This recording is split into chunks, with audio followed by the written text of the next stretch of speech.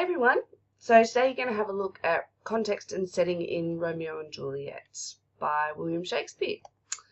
So your goal for today is to gain an insight into the context, particularly the setting behind Romeo and Juliet. Understanding the setting is one step towards understanding some of the more irrational actions of characters in the play. So towards the end, things start to get a little bit crazy, and the setting is one way of understanding why the characters do what they do, and because of what they do, we understand why Shakespeare set it in Italy. So by the end of this clip, your success criteria is that you should be able to show that you know where the play was set and what the inspiration for the play was. All right, because Shakespeare did not write the original Romeo and Juliet story. So, the context of the play. Written sometime between 1594 and 1596, Romeo and Juliet was one of Shakespeare's earliest tragedies. Although it is a tragedy in plot and theme, so the storyline itself ends as a tragic love story because, spoiler alert, death does come to the characters at the end. The actual language of the play does not fit with those darker tragedies that he wrote later on. So you guys were talking about language the other day, and that's something we're really going to look at. That Romeo and Juliet is a little bit different to his other tragedies because it is romantic, but also because it was one of his earlier ones. So the way he writes it sort of is very lyrical, very pretty, really romantic. And in some ways ties more to his earlier works, some of his comedies, than it does his later works. So his primary source, so where he got the idea for Romeo and Juliet, was from a poem by Arthur Brooke, and this is Arthur Brooke over here, who wrote the tragical history of Romeo and Juliet, written in 1562. He probably also read a story at the time which was really popular, called The Palace of Pleasure, and there was a little bit about Romeo and Juliet in that story as well, and it was written by William Paynter.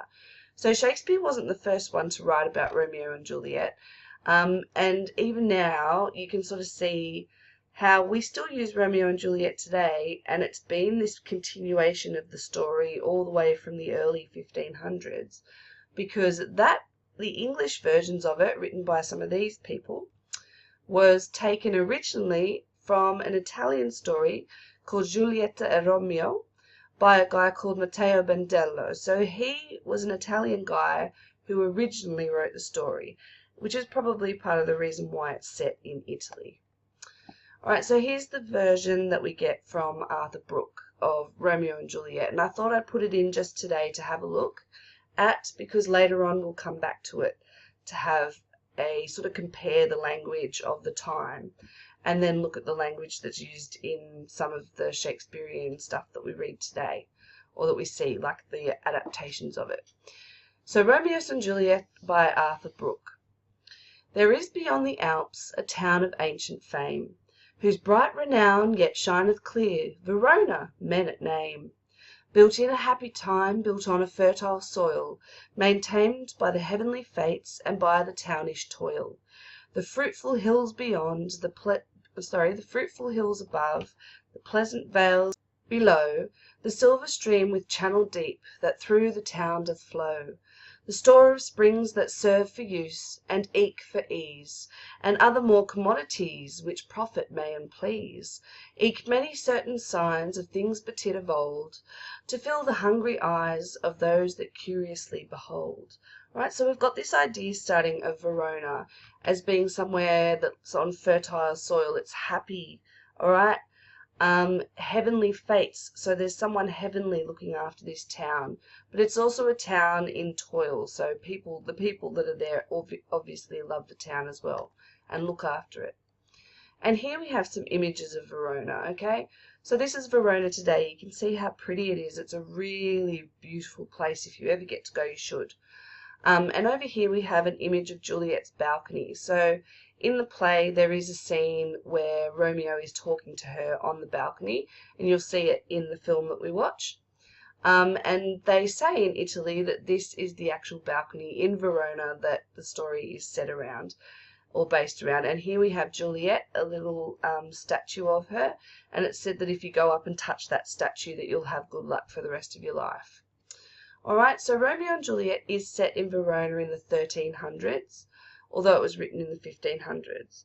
His Verona is not fleshed out hugely, so he doesn't spend a lot of time describing Verona, but he probably used it because it's set in Italy and it's a hot climate, and a lot of people know that in a hot climate, crazy things start to happen, okay? So this would not be the same story if it was set in England, which is why he said it in Italy, right? Somewhere foreign, somewhere where the people in those days, English thought that Italian people were slightly eccentric, a little bit over the top. So Shakespeare sort of played on that and set it in Verona. He also set it so that Romeo was constantly in the streets. So most of the time when we see Romeo, he's wandering around in the streets, playing around with his friends and doing silly boyish things. Juliet, we always see in her bedroom, okay, or on her balcony. That sort of setting that the young girl was meant to be in. Alright, now this is Verona again. We've got the balcony here and there's a different angle of the statue of Juliet. And here we've got the tunnel that leads up to the balcony. So a lot of people today will go and visit the balcony and they'll post notes to their loved ones on the tunnel walls as they go. A lot of them are stuck on with chewing gum, which is kind of gross, but the actual paper, or what's written there, is really lovely, and they're very romantic, some of them are really simple and sweet. So it shows you that in Verona people go just to see this place. Romeo and Juliet is huge there today, and it's a really a very alive story. Alright, so the last thing that you guys are going to do is watch this quick clip or version of Romeo and Juliet. As you watch, I want you to think about the costuming, because when we watch the Baz Luhrmann version later on, it's set in a different place. So we'll talk about that, but this one will give you a sort of an idea to start with of what they wore, the houses that they lived in, the way that they would have looked. So it kind of is a more traditional version of it. And as you watch, I kind of hope that you'll see that it's action-packed, it's lovely, it is, as a story, still really relevant to us today. So I'm hoping that when you finish watching it, you'll be able to say that you really enjoyed it. Now, after the video, you have a sheet to fill in, so go back through the video, find the answers, and so I'll say goodbye now. Enjoy the clip and enjoy finishing your work. Bye.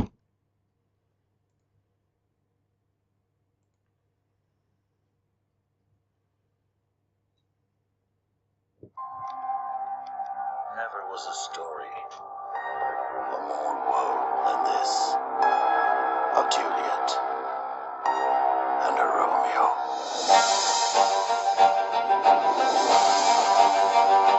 What lady's that? I never saw true beauty till this night.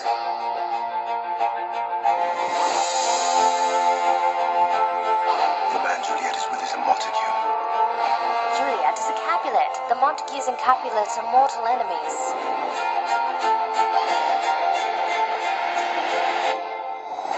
Juliet, if your heart, like mine, is full, then tell the joy that waits us this night. I cannot tell of what is limitless. These violent passions can have violent ends. He is Romeo of the house of Montague. Don't let that name be spoken in this house. Then you are mine no more. So help me God! Romeo! Come settle with me, boy!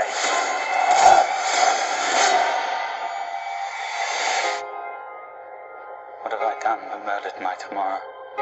At once, exile him. Safety net to hold me now. There is no world beyond the city's walls, just purgatory. Heaven is here, where Juliet lives. Every unworthy thing may look on her, but Romeo may not. A greater power than we can contradict has thwarted all our plans. Do you believe we'll ever meet again? I do not doubt it. You are bound to die.